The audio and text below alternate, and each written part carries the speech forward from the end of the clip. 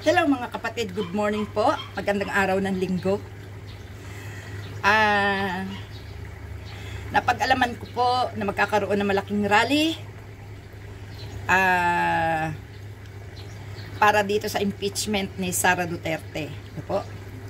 At ito nga po ay pagkakaisa ng mamamayang Pilipino para kay Chis Escudero. Sapagkat tila inaantala talaga ni Chis Escudero ang impeachment kay Sara Duterte, na po pwede naman talaga na simulan nila, at lalo na ngayon, hindi po dahilan na sila ay recess, hindi dahilan na sila ay bakasyon para hindi nila talakayin ito. Maaari po itong gawin ng isang taong sincere sa kanilang trabaho, lalo na nga kung ganitong ang kalaban ay ang mamamayang Pilipino ng isang politiko na ini-impeach. Ano po?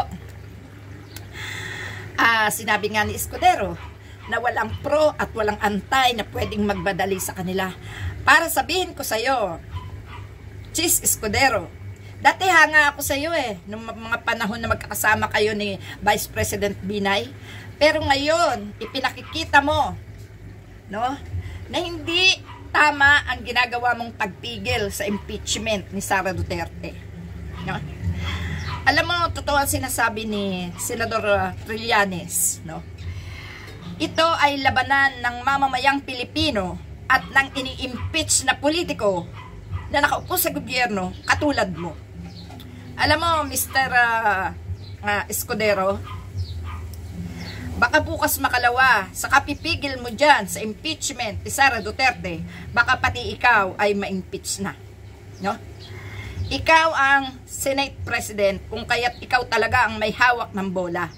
Pero, dapat gawin mo ang nararapat sa lalong madaling panahon, sapagkat walang nakakasiguro pagdating ng matapos ang eleksyon ay mai-impeach o hindi si Sara Duterte. Kung kaya't sa ayaw at sa gusto mo, bilang sinusweldohan ka ng mamamayang Pilipino, gampanan mo ang trabaho mo. Pag sinabi ng mamamayang Pilipino na aksyonan mo ang impeachment kay Sara Duterte, aksyonan mo. Dahil hindi tama na ipagmamalaki mo, na sasabihin mo na anti or pro-impeachment ay walang magagawa sa'yo. May magagawa ang taong bayan, lalo na ang mga pro-impeachment. No? Sapagkat malala na nangyayari sa bansang ito. Tingnan mo, ini-impeach na ang anak, pero ang ama ay nakakapagbanta pa na papatayin ang mga senador para makasingit sila at makapasok sila. Tama ba ang mga naririnig mo? Dapat mo pa bang patagalin ang impeachment ni Sara Duterte? Huwag mo hintayin na pati ikaw ay ma-impeach. Kung kaya, desisyonan mo sa lalong madaling panahon. Subalit, nababalita nga na kikilos ka na. Pues, kumilos ka na hanggat maaga. Dahil hindi na rin talaga kami makakapaghintay na intayin pa ang June o ang pagkatapos ng speech ng SONA ni Marcos. Hindi po pwede yung mga salita nyong yan. Sinisweldohan namin kayo. Ituloy nyo ang trabaho nyo. Meron kayong recess o wala, may bakasyon kayo o wala, ituloy nyo ang trabaho nyo sapagkat sinisweldohan namin kayo ng buo. Okay? Hindi ka pwedeng pumalag o hindi ka pwedeng tumanggi sapagkat sinisweldohan ka namin ng buo. Walang recess at walang bakasyon ang pampasweldo namin sa'yo. Tuloy ang trabaho ng mamamayang Pilipino para makapag-ipon, magkapondo na ipampapasweldo sa inyo. Kaya magtrabaho ka, wala kaming pakialam kay recess kung bakasyon mo, wala kaming pakialam. Desisyonan mo ang dapat desisyonan, gawin mo ang dapat gawin, gampanan mo ang trabaho nyo sapagkat sa taong naghahanap buhay para magbigay ng pondo sa bayan, walang recess at walang bakasyon. Pues, iniintay namin ang iyong desisyon. Ituloy nyo na ang impeachment kay Sara Duterte para wala na kayong maririnig sa taong bayan at wala nang maging problema pa sa mga susunod na buwan. Yung magagawa nyo ngayon, gawin nyo na ngayon. At yung magagawa nyo sa kinabukasan at pagdating ng panahon, panibagong pagtatrabaho yon. Ano ba kinatatakot mo? Natatakot ka ba na mawawala ka sa pwesto pag tinuluyan ng ma-impeach si Sara Duterte? Bakit ka natatakot? Kami ang nagpapasweldo sa'yo, hindi si Duterte. Kaya ang dapat mong sundin, ang mamamayang Pilipino at ang mga naghain ng impeachment. Dahil hindi lang mamamayang Pilipino or hindi lang yung mga naghain ng impeachment ang makakalaban mo.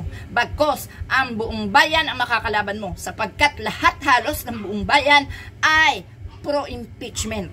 Kaya pwede ba, Mr. Escudero? Wala ka naman sakit para pahalagahan ang mga recess, ang mga bakasyon nyo. Nagtrabaho kayo ng matagal. Ngayon mo lang ipinagdidiinan ang recess at ang bakasyon nyo. Wala naman kayo nagawa.